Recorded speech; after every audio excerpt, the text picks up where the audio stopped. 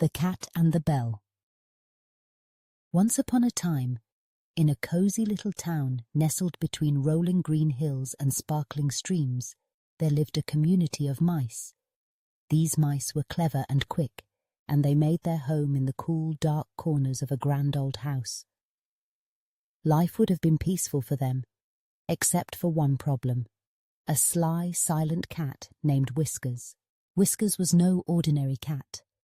With her soft grey fur and eyes like polished emeralds, she was as quiet as a shadow. She moved through the house without a sound, her paws never making so much as a whisper on the wooden floors. The mice lived in constant fear, for Whiskers could appear at any moment, her tail flicking as she hunted for her next meal. One sunny morning, as golden light streamed in through the windows, the mice gathered for an urgent meeting. The bravest of all, Old Ben, climbed atop a spool of thread to address the crowd. "Friends," he began, "we cannot keep living in fear. We must find a way to hear Whiskers coming, so we have time to hide before she catches us." The youngest mouse, Lily, raised her tiny paw. "What if we could make her noisy? Maybe tie something to her so it jingles when she walks." The mice began to chatter excitedly. "That's a wonderful idea," said Mrs. Maple, the wise old mouse who always knew where the best crumbs were hidden. "If we put a bell around Whiskers' neck, we would always know when she's near." The plan seemed perfect. The mice started imagining how peaceful their days would be, the children playing without worry, the adults collecting crumbs in safety. But soon a hush fell over the group. Old Ben looked around and asked the most important question. "But who will put the bell on the cat?"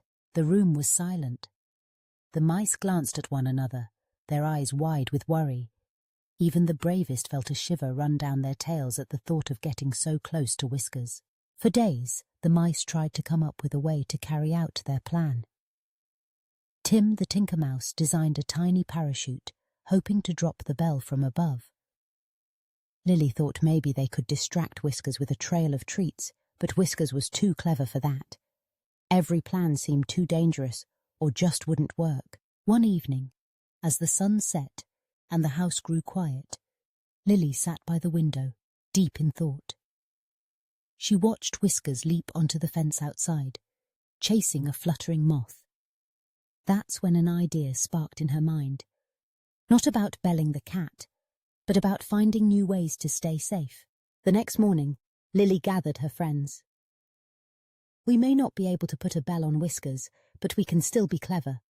We can build tiny lookout towers and tunnels.